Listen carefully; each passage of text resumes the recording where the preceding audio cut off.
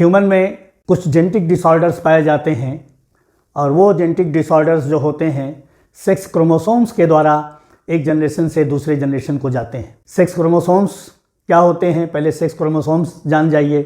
Human body में जो sales होते हैं उनमें हर सेल में क्रोमोसोम के जो नंबर होते हैं वो 46 होते हैं। 46 क्रोमोसोम हर सेल में पाए जाते हैं। उन 46 के 23 पेयर्स बनते हैं, जिसमें से 22 पेयर्स या 44 क्रोमोसोम्स जो होते हैं वो ऑटोसोम्स होते हैं और एक पेयर जो 23वां पेयर है, 23rd पेयर जो है वो सेक्स क्रोमोसोम कहलाता है। मेल्स में ये सेक्स क्रोमोसोम XY होता है और फीमेल्स में ये सेक्स क्रोमोसोम XX होता है।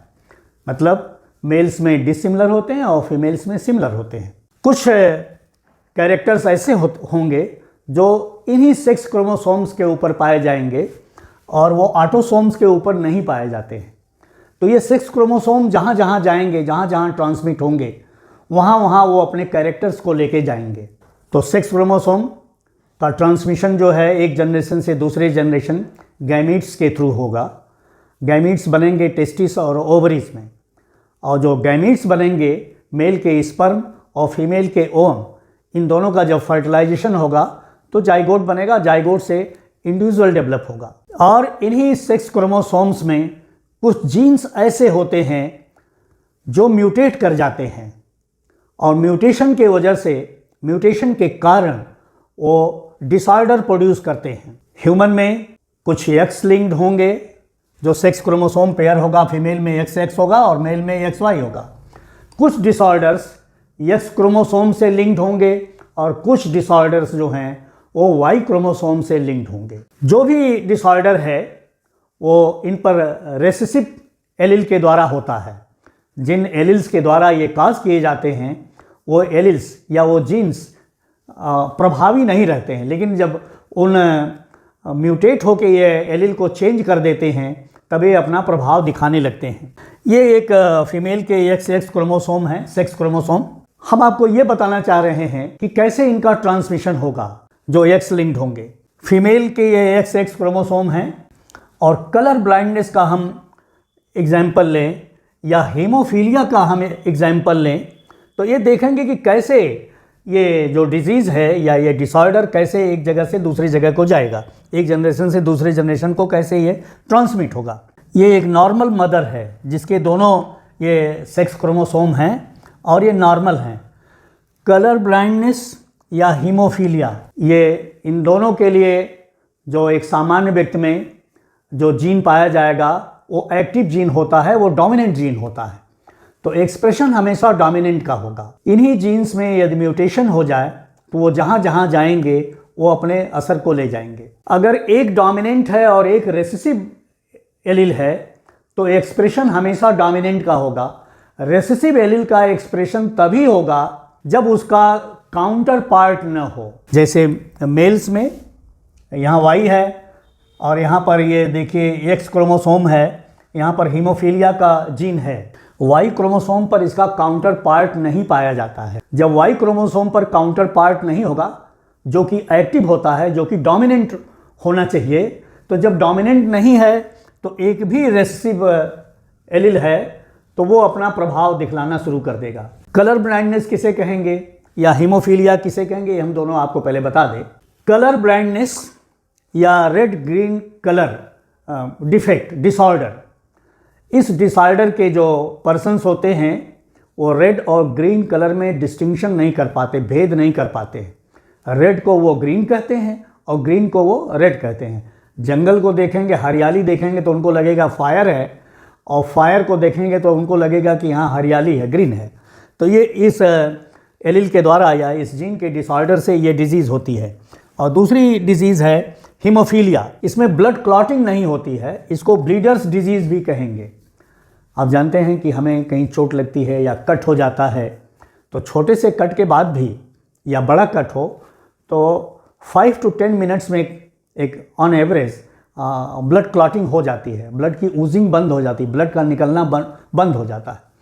लेकिन इस डिजीज़ के, इस डिसऑर्डर के जो लोग होंगे उनमें अगर चोट लग जाए, कट जाए तो ब्लड की क्लॉटिंग नहीं होती है।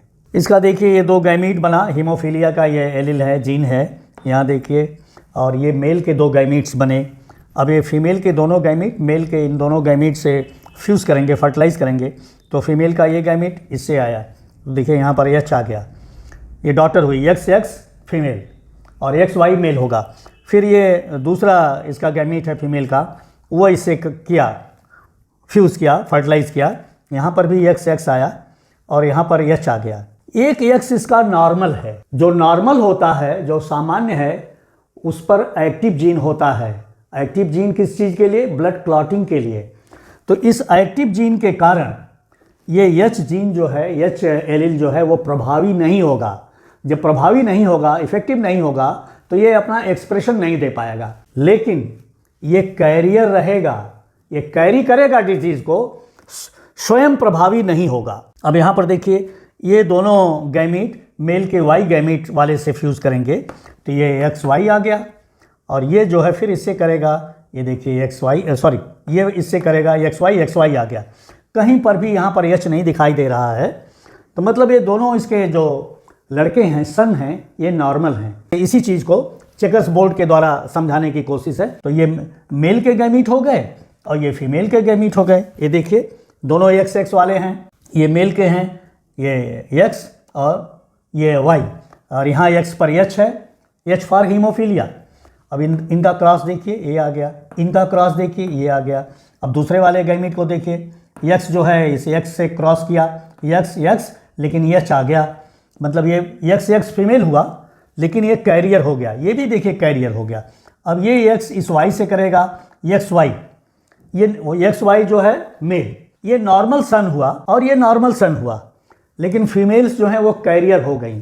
तो देखिए ये डिजीज़ कहाँ से कहाँ पहुँच गई। ये डिजीज़ मेल में थी, फादर में थी, मदर नॉर्मल थी, तो फादर से ये आ गई डॉटर में। देखिए फादर से डॉटर में, फादर से डॉटर में, ये दोनों इसकी डॉटर जो हैं वो कैरियर हो गई, डिजीज्ड नहीं रहेंगी, इनमें ब्लड की क्लॉटिंग होगी, लेकिन ये कैरी करेंगी। बहुत रेयर है कि कोई फीमेल हीमोफिलिक हो, ये रेयर कॉम्बिनेशन जल्दी नहीं बन पाता है कि दोनों एक्स एक्स पर एच एच आ जाए। अब इन दोनों को ये देखिए यहाँ पर क्रॉस कराया जाए, फर्टिलाइज कराया जाए। अगर एक ऐसी मदर हो जो कैरियर हो और उसकी मैरिज हो जाए एक ऐसे आदमी से जो नॉर्मल हो, तो ये मेल का फादर का ये गैमीट हो गया एक्स वाई, ये मदर के दो तरह के गैमीट हो गए, एक एच आ गया यहाँ पर और एक नॉर्मल गैमीट बना इसका। अब ये चेकर्स बोर्ड पर आप क्रॉस करा लीजिए, यहाँ से यहाँ एक एच यहाँ का आ गया और इसको इससे कराइए, इसका एच यहाँ पहुँच गया, इस एक्स को इस एक्स से कराइए, एक्स एक्स आ गया, इसमें कहीं पर भी एच नहीं है हीमोफीलिया का, ये नॉर्मल डॉटर हो गई, लेकिन ये कैरियर हो गई। और इसको जो है इससे कराइए, एक्स वाई हो गया। कहने का मतलब कि मदर से सन में, मदर से जो है सन में जाती है और फादर से डॉटर में ये डिजीज़ जाती है। तो ये मदर 50% नॉर्मल थी और 50% कैरियर थी, तो इसका रिजल्ट भी जो आया 50% जो है इसके सन जो हैं वो हीमोफिलिक हो गए और 50% सन इसके जो हैं नॉर्मल हो गए, क्योंकि इस डिजीज़ का जो ट्रांसमिशन है, इनहेरिटेंस है मदर से सन को, क्रिस क्रॉस इसका ट्रांसमिशन चलता है, फादर से डॉटर। देखिए फादर से डॉटर को आया, सन बचे रह गए, और मदर से सन, मदर यहाँ पर कैरियर थी तो मदर से ये गया सन को। अब इस केस को एक ले लीजिए जिसमें मदर कैरियर है और फादर जो है वो हीमोफिलिक है। आप कंफ्यूज मत होइएगा कि यहाँ पर इसको आप कह रहे हैं कि हीमोफिलिक है और इसको कह रहे हैं कि ये कैरियर है। देखिए इस पर, इस एक्स पर ब्लड क्लॉटिंग का नॉर्मल जीन है। जब नॉर्मल जीन रहेगा तो वो इफेक्टिव होगा, वो डोमिनेंट होगा, तो डोमिनेंट होने के कारण इस एच को वो सप्रेस कर देगा, दबाए रखेगा। लेकिन एक्स पर है और वाई पर ये जीन पाया ही नहीं जाता, तो एक्टिव फॉर्म वाई पर है नहीं, डोमिनेंट जीन है नहीं, तो ये एच जो है प्रभावी हो जाएगा। अब देखिए दोनों के गैमिट्स को क्रॉस कराइए, ये एक्स पर भी एच और इस एक्स पर भी एच, दोनों कंडीशन में H H, very rare combination. ये ऐसा कॉम्बिनेशन पॉपुलेशन में बनता नहीं है। मदर जो है हीमोफिलिक हो गई, अब ये एक्स और इससे करेगा तो ये सन जो है वो हीमोफिलिक हो गया, और ये एक्स करेगा इससे, ये कैरियर हो गई डॉटर हीमोफिलिक नहीं रहेगी, ब्लड क्लॉट करेगा, और ये इससे किया, ये नॉर्मल है। तो मदर के दो तरह के गैमीट थे, एक हीमोफीलिया के लिए था और एक नॉर्मल था। तो सन भी इसके जो होंगे, एक हीमोफिलिक होगा, एक नॉर्मल होगा।